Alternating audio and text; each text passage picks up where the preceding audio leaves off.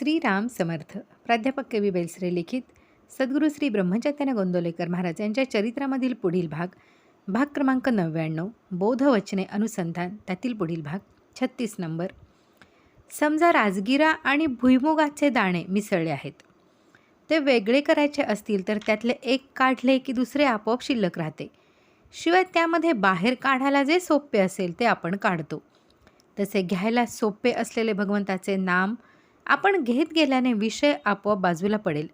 दाणे निवडून काढताना थोडासा राजगिरा जरी लागला तरी आपण तो झाडून टाकतो.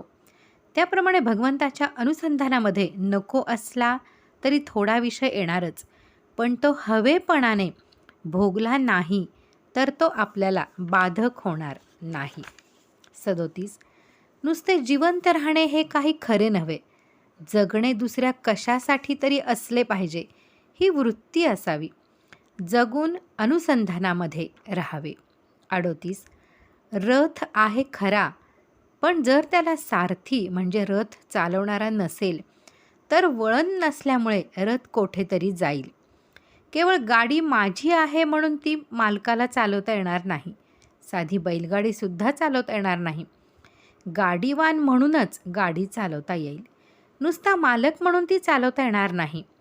त्याप्रमाणे आपण आपला देह आपल्या मनानेच चालवतो आणि खड्ड्यामध्ये पडतो.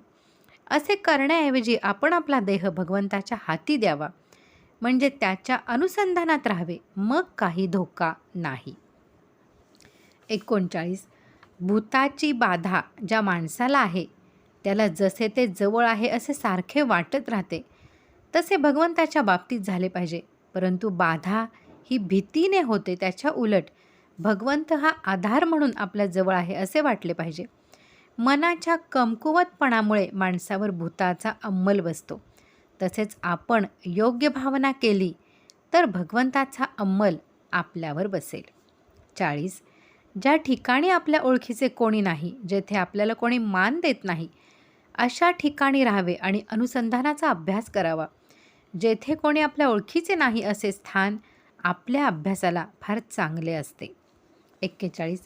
विसरायला शिकणे हे एक शास्त्र आहे. आपल्याला ज्याची आवड असते त्याचे स्मरण आपोआप राहते. विषय अंगभूत झालेले असल्याने त्याचे स्मरण सहज राहते. पण भगवंताचे स्मरण आपण मुद्दाम करायला पाहिजे. हे करणे अगदी सोपे नाही, परंतु ते फार कठीण देखील नाही. ते मनुष्याला करता येण्यासारखे आहे. अनुसंधान समजून केले पाहिजे, तेथे अनुभव लवकर येईल. 42. भगवंताची भक्ती ही सहज साध्य आहे. ती अनुसंधानाने साध्य होते. वृत्ती भगवंताकार झाली पाहिजे. 43. धंद्यामध्ये वकिलीचा धंदा बरा. वकील हा लोकांचे भांडण माझे म्हणून भांडतो, पण त्याच्या परिणामाचे सुखदुःख मानित नाही. त्याचप्रमाणे प्रपंच माझा म्हणून करावा, पण त्यातल्या सुखदुःखाचे धनी आपण न व्हावे. खटल्याचा निकाल कसाही झाला तरी वकिलाला फी तेवढीच मिळते. तसे प्रपंचात प्रारब्धाने ठरलेलेच भोग आपल्याला येत असतात. आपले कर्तव्य म्हणून वकील जसा भांडतो, त्याप्रमाणे कर्तव्य म्हणून प्रामाणिकपणाने आपण प्रपंच करावा. त्यामध्ये भगवंताला विसरू नये. अनुसंधान कमी होऊ देऊ नये. कर्तव्य केल्यावर काळजी करू नये, म्हणजे सुखदुःखाचा परिणाम आपल्यावर होणार नाही. हे ज्याला साधले त्यालाच परमार्थ साधला. 44. विषय कसा सुटेल, मन एकाग्र कसे होईल हे न कळले तरी चालेल. सोडण्याच्या गोष्टीचा अभ्यास करण्यापेक्षा धरण्याच्या गोष्टीचा म्हणजेच अनुसंधानाचा अभ्यास करावा. 45. आपण आजचा दिवस भगवंताच्या जोरावर घालवला की आपल्याला कायमचीच दिवाळी आहे. आपण भगवंताच्या अनुसंधानात राहिलो तर आपल्याला नित्य दिवाळी आहे. 46. सर्व सोडून भगवंताच्या स्मरणात राहिले पाहिजे, परंतु व्यवहार नीट करून त्यामध्ये भगवंताचे अनुसंधान ठेवणे हे त्याहीपेक्षा श्रेष्ठ आहे. 47. एक भगवंताचे अनुसंधान ठेवले की सर्व गुण आपोआप वाढतील. ते कसे घडते? शरीराचे अवयव सारख्या प्रमाणात वाढतात तसे. 48. आपण पैसा साठवला तर गैर नाही, पण त्याचा आधार न वाटावा. अनुसंधानाच्या आड त्याला येऊ देऊ नये. 49. एकदा एक दुःखी मनुष्य श्री महाराजांना भेटायला आला. त्याच्या कुटुंबाची बरीच हानी झालेली होती. त्याने प्रश्न विचारला की महाराज, प्रारब्धाचे भोग काही केल्या टळत नाही, ते भोगावेच लागतात असे सर्व संत सांगतात. हे जर खरे तर प्रारब्धाचे भोग आपण भोगत असताना त्यामध्ये भगवंताच्या स्मरणाची काय गरज आहे? श्री महाराज प्रश्न ऐकून म्हणाले, तुमचा प्रश्न अगदी बरोबर आहे. आपल्याच कर्माचे भोग आपल्याला भोगावे लागतात हे खरे, पण भोग आले की आपल्या मनाला चैन पडत नाही. म्हणून मनाला भगवंताच्या स्मरणात गुंतवून ठेवले तर भोग भोगीत असताना देखील आपले समाधान टिकते. 50. शुद्ध भावनेत आणि निष्ठेत खरे समाधान आहे. ही निष्ठा अनुसंधानाने उत्पन्न होते. 51.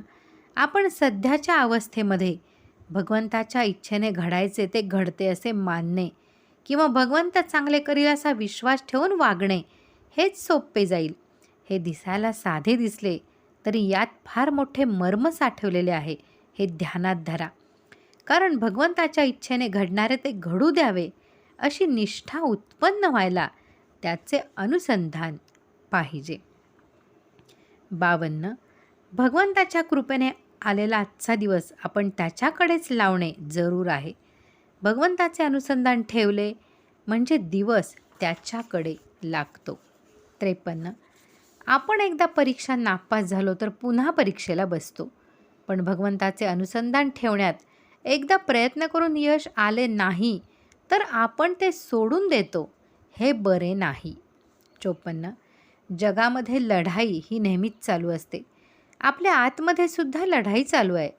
जगामध्ये अस्वस्थता असायचीच. जगाची ही वहिवाट आहे. त्यामध्ये वाईटाबरोबर चांगल्याला थोडा त्रास होत असतोच. आपण मात्र भगवंताच्या अनुसंधानात असावे. 55. नुसते इंद्रिय दमन हे सर्वस्व नाही, ते ज्याच्याकरता आहे त्याचे अनुसंधान पाहिजे. 56. कोणत्याही मंगल कार्यामध्ये सर्वाआधी गणपतीचे आवाहन करतात आणि सगळे कार्य संपले की सर्वाच्या शेवटी त्याचे विसर्जन करतात. त्याचप्रमाणे अनुसंधानाने पोथीला सुरुवात करावी आणि अनुसंधानानेच पोथीची समाप्ती करावी. लौकिक कार्यामध्ये गणपतीचे विसर्जन झाल्यावर आपण शिल्लक उरतो, पण अनुसंधानाचे विसर्जन करताना आपणही त्यात नाहीसे व्हावे. 57. ज्याला काहीतरी करण्याची सवय आहे त्याने काही काल मुळीच काही करू नये, नंतर भगवंताचे अनुसंधान ठेवायला शिकावे. 58. भगवंताचे अनुसंधान कोण कसे ठेवील याचा नेम नाही. कोणी पूजा करून ठेवील, कोणी भजन करून ठेवील, कोणी नामस्मरण करून ठेवील, कोणी मानसपूजा करून ठेवील, तर कोणी चित्रकलेमध्ये सुद्धा ठेवील. 59. कर्तव्याची जाणीव आणि भगवंताचे अखंड अनुसंधान हेच सर्व पोथ्यांचे सार आहे. 60. झाडाच्या मुळाला पाणी घातले की त्याच्या सर्व भागांना ते पोचते, तसे भगवंताचा विसर न पडू दिला तर सर्व काही होते. 61. सत्कर्म जेवढे मोठे तेवढी विघ्ने फार.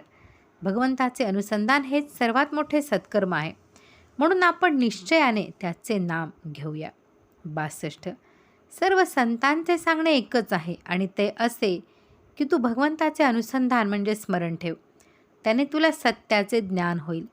भगवंताचे स्मरण याचा अर्थ असा की बाकीच्या गोष्टींकडे दुर्लक्ष झाले तरी चालेल, पण परमात्म्याचे विस्मरण होऊ देऊ नकोस. पुढे आहे 4 नंबर संत ही बोधवचने, ती आपण पुढे पाहूयात.